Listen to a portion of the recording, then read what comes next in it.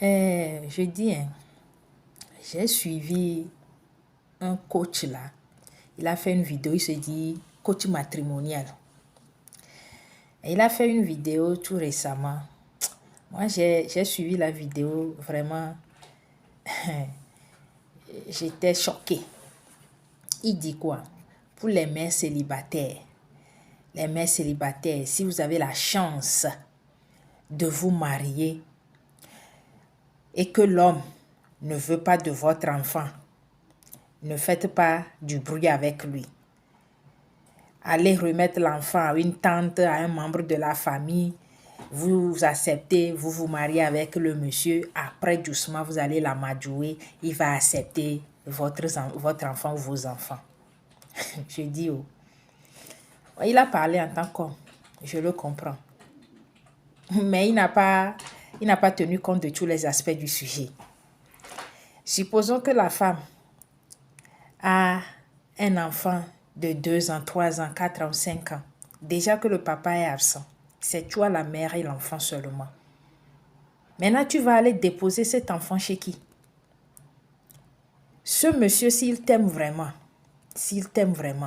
il doit accepter ton ou tes enfants. Généralement, les hommes même qui ont fait des enfants avec une autre femme, eux, ils veulent que la femme qui veut l'épouser maintenant accepte. Et généralement, ces femmes acceptent les enfants du monsieur. Mais c'est les hommes qui ne sont pas prêts à accepter les enfants de la dame qu'ils veulent épouser. Les enfants qu'elle a eu avec un autre homme. Soyons sérieux. C'est quel égoïsme accru ça? Soyons sérieux. Tu vas aller maintenant remettre ton enfant de 3 ans, 4 ans, 5 ans, 6 ans, je ne sais pas, à quelle tante, à quel membre de la famille. Et tu vas aller voir ton enfant à quelle allure, à quel rythme.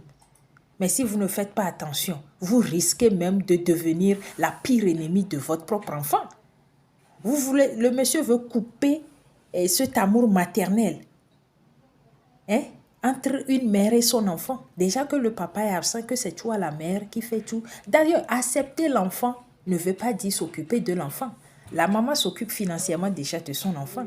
Donc que le monsieur accepte l'enfant, on ne lui dit pas forcément de s'occuper financièrement de l'enfant. Mais si tu dois séparer une femme de son enfant avant de pouvoir l'épouser, moi je pense qu'il y a un problème. Il y a un problème. Et rien ne dit que plus tard, ce monsieur va accepter même que l'enfant vous rejoigne dans le foyer. Rien ne le dit. Ça, c'est lui qui dit ça, mais rien ne prouve, rien ne dit qu'il va accepter plus tard. Et même s'il doit accepter, c'est après combien d'années? 1 an, 2 ans, 3 ans, 5 ans, 10 ans après.